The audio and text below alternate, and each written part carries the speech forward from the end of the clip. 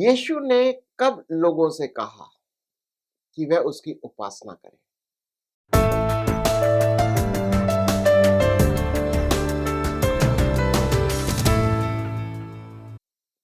Bible कहती है, तू अपने प्रभु परमेश्वर की आराधना कर और सिर्फ अपने प्रभु परमेश्वर की उपासना कर और फिर उसी को बलिदान चढ़ा।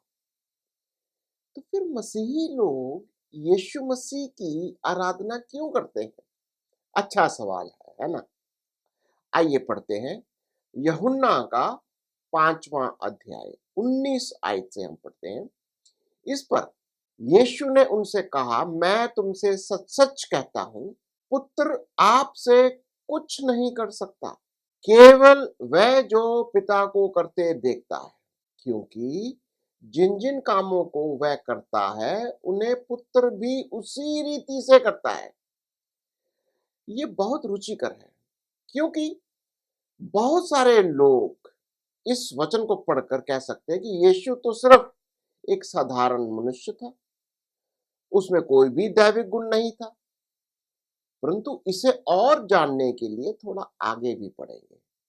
यीशु आगे ये कहते हैं कि पुत्र वही करता है जो पिता को करते देखता। देखिए 20 आयत से, क्योंकि पिता पुत्र से प्रीति रखता है और जो काम वह आप करता है वह सब उसे दिखाता है और वह इनसे भी बड़े-बड़े काम उसे दिखाएगा, ताकि तुम अचंभा करो।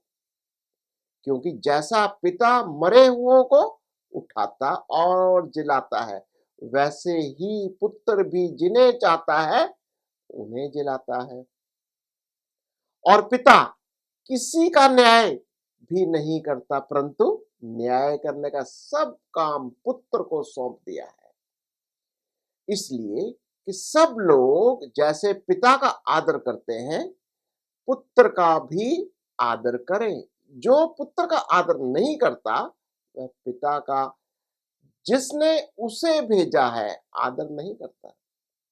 मैं तुमसे सच-सच कहता हूं, जो मेरा वचन सुनकर मेरे भेजने वाले की प्रतीति करता है, अनंत जीवन उसका है और उस पर दंड की आज्ञा नहीं होती, परंतु वह मृत्यु से पार होकर जीवन में प्रवेश कर चुका। मैं तुमसे सच-सच कहता हूं, वह समय आता है और अब है, जिसमें मृतक परमेश्वर के पुत्र का शब्द सुनेंगे और जो सुनेंगे वह जिएंगे। इससे अचंभा मत करो, क्योंकि वह समय आता है कि जितने कब्रों में हैं, उसका शब्द सुनकर निकलेंगे और जिन्होंने भलाई की है वह जीवन के पुनरुत्थान के लिए जी उठेंगे और जिन्होंने बुराई की है वह दंड के पुनरुत्थान के लिए जी उठेंगे। पिता परमेश्वर के बारे में भी बहुत कुछ हम सीखते हैं। पिता अपने पुत्र से प्रेम करता है और उसे दिखाता है कि वो क्या कुछ करता है और पुत्र को भी और महान कार्य दिखाता है। पिता किसी का न्याय नहीं करता, परंतु न्याय का कार्य उसने अपने पुत्र को सौंप दिया, ताकि सब उसके पुत्र का आदर करें, जैसे वो पिता का आदर करते हैं। बहुत दिलचस्प है ये जानना कि सब पुत्र का आदर करें, जैसे वह पिता का आदर करते हैं। शब्द यूनानी भाषा का है तिमाओ, जिसका मतलब है इज्जत करना, डरना या आदर करना, जिसके वो योग्य है। दूसरे शब्दों में, सब उसका यानी उसके पुत्र का आदर करें, उसकी उपासना करें, जैसे वो पिता की उपासना करते हैं, आदर करते हैं। जैसे पिता अपने आप में जीवन रखता है, वैसे ही पुत्र भी अपने आप में जीवन रखता है। पिता ने न्याय करने का सारा अधिकार मनुष्य के पुत्र को दे दिया है। मनुष्य के पुत्र के बारे में भी बहुत कुछ हम सीख सकते हैं।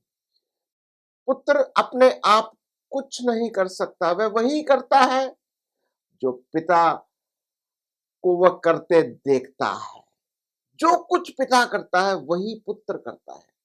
जैसे पिता मुर्दों को जिलाता है और उन्हें जीवन देता है, वैसे ही पुत्र भी जिसे चाहे उसे जीवन देता है। जो पुत्र का आदर नहीं करता, वह पिता का भी आदर नहीं करता जिसे उसने भेजा है। वह समय आ रहा है, सब जो कब्रों में पड़े हुए हैं परमेश्वर के पुत्र को, उसकी आवाज को वो सुनेंगे और जी उठेंगे। जिन्होंने भले कार्य किए हैं वो जीवन के लिए जी उठेंगे, परंतु जिन्होंने दुष्कर्म किए वो नाश होने के लिए उठेंगे।